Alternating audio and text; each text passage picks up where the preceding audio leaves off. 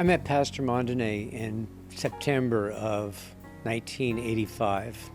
So it was before he was actually a pastor. So to me, back in those days, he was Elbert. And kind of a funny story that we always joked about was we met at a church called Shepherd of Love. And I was the in charge of the youth group at the time. When he came to the church, which is where we met, he took my job. So, and I looked at it as that he was more qualified than I was. And so I gladly became his assistant. But throughout the years, we joke about that all the time, or used to joke about it all the time. And we became very close friends through working together. He became not only a friend, he became a brother. He became, later on, my pastor, my teacher, a mentor. He helped me in so many different ways I can't even start to list them. I know that I am going to miss him greatly. I know a lot of people will miss him, but personally, I will miss him. But I will always remember the lessons and the things that he taught me and what he did for me. Hi, I first met E.D. Mondaine when I was 23 years old, and I was at Portland State University, and my Uncle Albert from Philadelphia was visiting Morning Star Baptist Church. And pastor at the time was a singer or a music minister there. And I walked in the door and never met the guy, never seen him before, and the first thing he says to me, "I claim you in the name of Jesus." And he said this 3 times, and he laid hands on me. And I said, "Man, who is this big old fat guy laying hands on me like this? This is crazy." But lo and behold, that was E.D. Mondaine. And from there, we began to work in ministry together. I was at the time attending Allen Temple Church. I was a minister over there in training. And he encouraged me to become a part of Celebration Tabernacle Church. And I was a little reluctant at first because, starting a church is hard work. But nonetheless, my wife was excited about it, so I said, well, let's give it a try. And of course, Celebration Tabernacle, and I became one of the best parts of my life. Thanks to our pastor. He was more than a pastor, he was a pastor's pastor, apostle. He was a great advocate. When he was working for the NAACP, he made such an impact in the hearts of people and throughout the community. He was a community-driven person. He helped us build Proper, and he helped us build Post Shines, and he helped us build the 88 Keys Foundation, where we honored a great many gospel artists. E.D. Mondaine was a man ahead of his time. He was definitely tuned in to teaching about righteous living and helping us to excel and be the best we could be for God. I think one of the most important factors that he was able to really seek the Lord and give you a word directly to your heart. And that's a rare, rare, rare thing these days. So E.D. Mondaine was more like a father, a brother, a mentor, and also a great educator. I was really amazed at the fact of how he would always find time to encourage my mom, my grandmother, make sure that they were at every event. And I don't know how he did all that, but that's what God does with a real man of God. He makes things happen that wouldn't normally happen by a normal person. So I'm going to miss my brother a great deal, but I know that I'm going to excel in the areas he prophesied in my life. I'm going to be the best I can be for this church and for many people. I love you, my brother. I know that we won't be on earth a long time, but we'll all be coming to see you soon. God bless you, and be sure to give Jesus a hug for me. E.D. Mondaine, man, never thought that I'll be here talking about you going home. Well, I met E.D. Mondaine in 1992 at a different church. Me and my good friend was visiting this church, and he was the guest speaker, and he called me out and call my friend out. And before you know it, I'm before him and he's laying hands on me, telling me that I'm a preacher. That wasn't new to me. A lady when I was 12 years old told me the exact same thing. So I knew that he was a man of God. He spoke into my life. He told me I would have my own business, in which I do. He said my kids are gonna be all right, which they are. He was a good friend. He was a real good friend. He was a good friend to my parents. My parents loved him. It's so hard to see him go. I'm gonna miss him. I'm gonna miss him dearly. He was a really, really good friend of mine. But I know that we all have to cross this road. It's just that his number got called first. At this point, I will say, see you later, my friend. I first met Pastor when I was 24 years old, and I think Pastor was 28. And he made me nervous. His presence just made me nervous. John and I were going to get married soon, and Pastor was going to marry us. He counseled us, and everything went well. But prior to that, he asked me, "What do you want to marry John for? And how come you love him?" And that just terrified me. But anyway, that was my first experience with him. And then I ended up joining the church, and I was one of the first members. I believe it was Chris Elbert and Pastor Hoffman.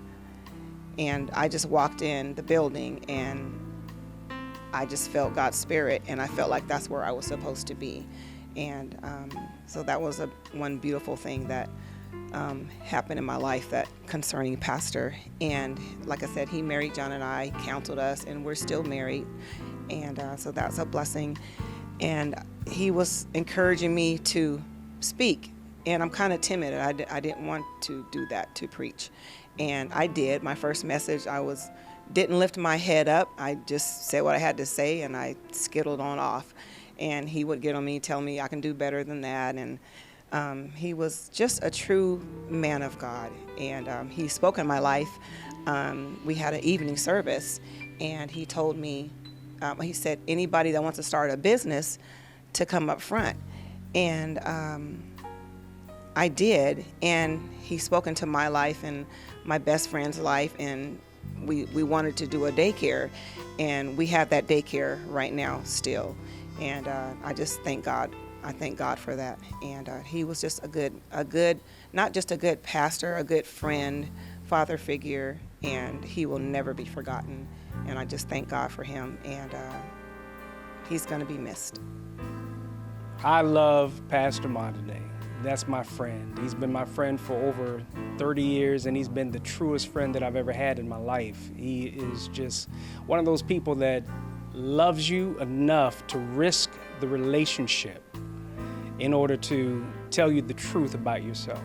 And sometimes it can be hard to hear, but he never shied away from that, and I respect him and love him so much for that. He's been there in my darkest times. He's been a friend to not just me, but to like all of my family. Like, I don't know how he finds time to just reach out to your family members, those that are close to you. And my entire family considered him a friend. And that just speaks volumes to who he was. He's gonna be missed. I'm gonna miss him so much. He was there with me in my darkest times. There was a couple of times when I was hospitalized, and the man was right there. Pastor Mondaine, I love you. I'm gonna miss you. Okay, so I came to Celebration Tabernacle over 30 years ago. And when I met Pastor, it was quite an experience. I've never really been to church. I was in like church, but not really church, like church. And he was preaching. It was one of those services where it was preaching. Anyway, so he was speaking directly to me, but I didn't know anybody there. Nobody knew my business, but I really felt like somebody told him my business. But I just want to say that that's why I know he was a true man of God. He spoke into my life. He spoke into my family's life. He was always there for me and my parents and my kids, my husband. So I just want to say that he was a man of God and that he will be missed and he was cherished. What am I supposed to say about Apostle, Pastor E.D. Mondaine or Reverend Mondaine? There's so much that I could say. I'll start from the beginning. When I was about 24, God was working on me, on my life, getting my attention for me to change and to serve Him. I didn't know that at the time. However, I did work with a lady. She's a minister at Celebration Tabernacle, Minister Stephanie Penson.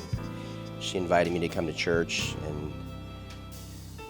and also her sister-in-law, Pastor Tamara Tolbert. They invited me to come, and eventually I came, and I enjoyed the church. Things were well. It was good, and it was a good time in my life because I needed God, and things were going fine. Well, one day when I was at home at my apartment, I was having a conversation with myself and making some decisions about my life. And there was a particular decision that I made, and that decision was very dear to me. So I recall thinking to myself that I wasn't going to share that with anyone. I was going to keep that to my grave. Well, the next Sunday at church, pastor calls me up front, and I was a little nervous about that. Like, oh, man. He calls me up front, and he says, "This is what God says." And he spoke God's answer to me in terms of that conversation that I had. And at that moment, I thought to myself that I know that I didn't tell anybody, and I wasn't going to tell anybody. So the only way he knew is if God told him. And that told me that he's a real man of God. And at that moment, I said that I'm going to continue to go into church here because he's a real man of God. I met Pastor back in 2008 when I first came here with my dad.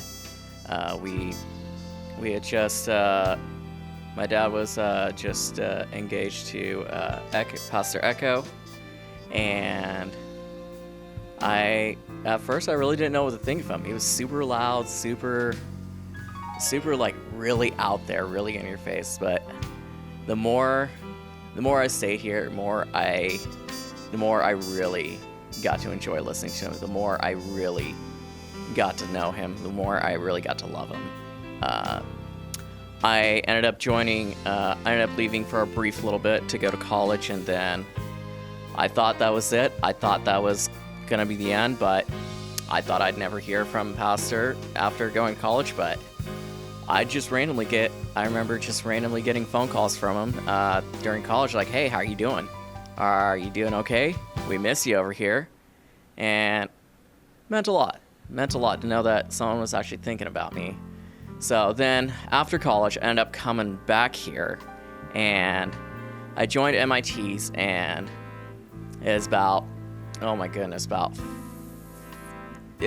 10 plus years of MIT's, or oh my gosh, I don't know how we made it, but by the grace of God, we made it, and I made it. I ended up being the only MIT to graduate.